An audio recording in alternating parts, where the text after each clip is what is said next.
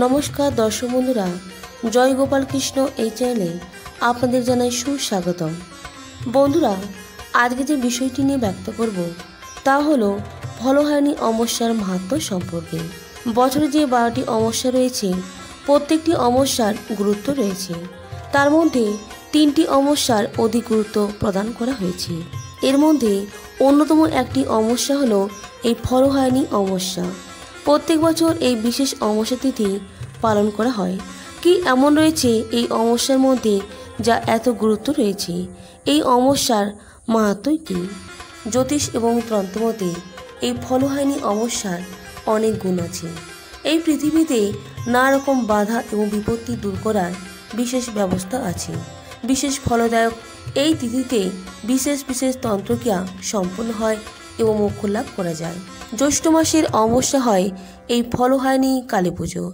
এমন দিনে বিভিন্ন অশান্তি, মহামারী, বাধা বিঘ্ন থেকে মুক্তি লাভ করতে ফলহারিণী অমাবস্যার দিন মা কালীকে অর্পণ করতে হয় যে কোনো ফল। শাস্ত্রজ্ঞদের মতে মাকে তুষ্ট করতে হলে ফল দিয়েই তার পুজো করতে হবে। এই ফলহারিণী অমাবস্যায় জ্যৈষ্ঠ মাসে আম, জাম, লিচু, কাঁঠাল ইত্যাদি নানা রকম ফলের সময়ে ফল পাওয়া যায়। সাধক তার ইষ্টদেবীকে বিভিন্ন ফল দিয়ে প্রসাদ নিবেদন করে থাকেন। শুধু আম, জাম, কাঁঠাল ইত্যাদি গাছের ফল না, এই দিন মায়ের চরণে সাধকেরা তার কর্মফল অর্পণ করে থাকেন মোক্ষ ফল প্রাপ্তির জন্য। কারণ এই মানব জীবন পাপ ও পুণ্য এই দুই নেই জীবন, দুই নেই কর্মফল। যেটা বেড়ে যায় মানবজাতি তখন সেই দিকে আকৃষ্ট হয়ে যায়। তাই এই দিনেই মায়ের চরণে পাপ পুণ্যের ফল অর্থাৎ কর্মফল অর্পণ করতে হয় মোক্ষ ফল লাভের আশায়। শাস্ত্রে বলা হয় জীবনই সর্বস্ব, অর্থাৎ একদিকে ফলহারিণী যা সাধকের কর্মফল হরণ করেন, অপরদিকে কর্মফল হরণ করে সাধককে তার অভীষ্ট ফল মোক্ষ ফল প্রদান করে থাকেন। বাঙালি জীবনে ফলহারিণী কালী পুজোর তাৎপর্য লুকিয়ে রয়েছে ঠাকুর শ্রী রামকৃষ্ণের জীবনে। ঠাকুর শ্রী রামকৃষ্ণ এই দিনেই তার স্ত্রী সারদা দেবীকে পুজো করেছিলেন জগৎ কল্যাণের জন্য। 1280 বঙ্গাব্দে জ্যৈষ্ঠ মাসের অমাবস্যা তিথিতে তিনি দক্ষিণেশ্বরে আদ্যাশক্তির সগুণ রূপের পুজো করেছিলেন। তিনি ফলহারিণী কালী পুজোর দিন শ্রীমা সারদাকে ষোড়শী রূপে পুজো করেছিলেন বলে আজও রামকৃষ্ণ মঠ ও আশ্রমে এই পুজো ষোড়শী পুজো নামে পরিচিত।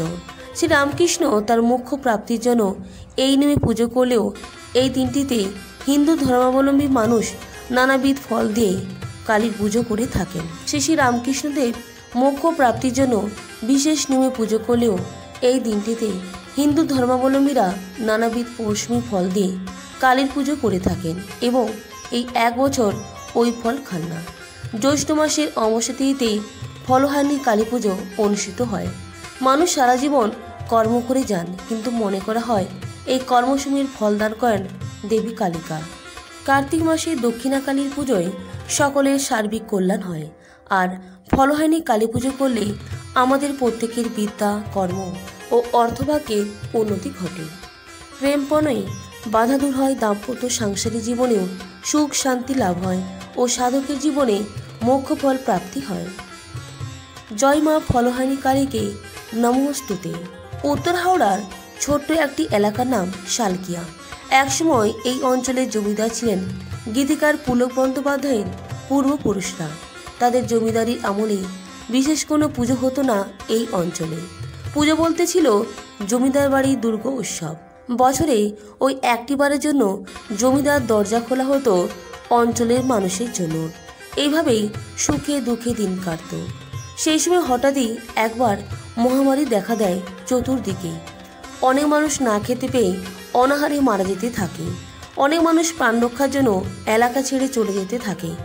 এইদিকে জমিদারও চিন্তায় পড়ে যান কিভাবে তিনি মানুষজনকে বাঁচাবেন এই ভয়াবহ মহামারীর কবল থেকে। ঠিক এমনই এক সময় মা মহামায়া কালী রূপ ধারণ করে স্বর্গ হতে মর্তে নেমে আসেন। মা স্বপ্নাদেশ দেন, তিনি বলেন যে তার ফলহারিণী রূপের পুজো করতে, তাহলে দূর হবে সকল দুর্দশা। তিনি এও বলেন যে তার পুজোর জোগাড় তিনি নিজেই করবেন। তিনি বলেন যে ব্যানার্জি বাগান অশ্বত্থতলা সংলগ্ন পুকুর থেকে উঠে আসবে তার গহনা ও পুজোর বাসনপত্র।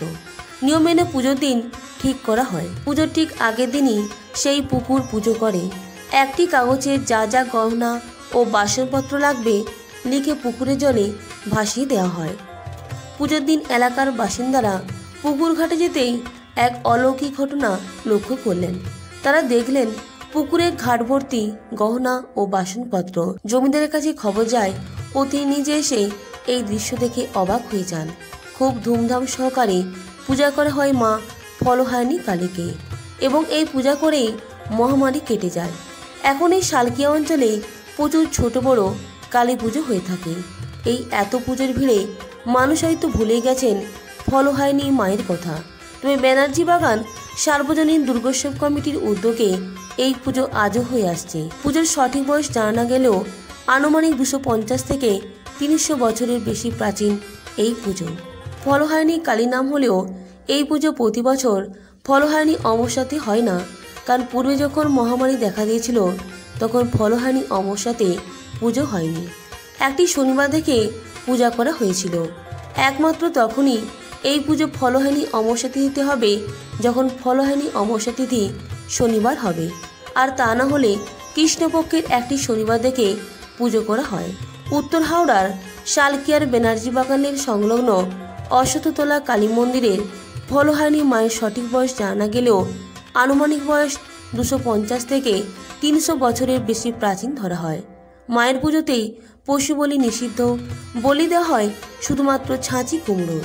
গীতিকার পুলক বন্দ্যোপাধ্যায়ের বাড়ির নারায়ণশিলা মঙ্গলচণ্ডীর ঘট ও বলির খাড়া বছরে একটিবারের জন্য বাড়ির বাইরে বার করে ব্যানার্জি বাগান অশ্বত্থতলা কালী মন্দিরে নিয়ে আসা হয় শুধুমাত্র মায়ের পুজোর জন্য। জমিদার বাড়ির খাড়া ছাড়া মায়ের পুজোর বলি দেওয়া যাবে না, এটাই নিয়ম। যেহেতু মায়ের নাম ফলহারিণী কালী, তাই ফল ছাড়া পুজো দেওয়া চলে না। একটি মাত্র ফল হলেও তা মায়ের কাছে নিবেদন করতে হয়। এই কালী মন্দিরের নিয়ম অনুযায়ী নির্জলা উপবাস চলে না এই পুজোতে। কোনো মানুষ যদি মানসিক পুণ্য করার জন্য দণ্ডি খাটেন তাহলে তিনি জল গ্রহণ করতে পারেন। সাধারণত আমরা অন্যান্য কালী পুজোতে দেখে থাকি যে পুজো শেষে ভোরবেলা বিসর্জন ক্রিয়া সম্পন্ন করা হয়, কিন্তু মা ফলহারিণী কালীকে ভোরবেলা বিসর্জন দেওয়া হয় না, পরের দিন রাত্রিবেলা বিসর্জন দেওয়া হয়। ব্যানার্জি বাগান সার্বজনীন দুর্গোৎসব কমিটির উদ্যোগে এই পুজো আজও হয়ে আসছে। পুকুর থেকে গহনা ও বাসনপত্র না উঠলেও আজ মায়ের নিজস্ব গহনা ও বাসনপত্র সবই হয়ে গিয়েছে। প্রতিটি নিয়ম নিষ্ঠা সহকারে মাকে প্রত্যেক বছর পূজা করা হয়ে থাকে। বন্ধুরা, আজকে দিনে মা কালী স্বয়ং তার সন্তানদের শুভ ফল প্রদান করেন এবং সেই সঙ্গে তাদের অশুভ ফলও হরণ করে থাকেন। এই ছিল আজকের ভিডিওর মূল আলোচ্য বিষয়বস্তু। প্রত্যেকে ভালো থাকবেন, সুস্থ থাকবেন এবং আজকের দিনটি প্রত্যেকে ভালোভাবে পালন করবেন। জয় মা কালীর জয়।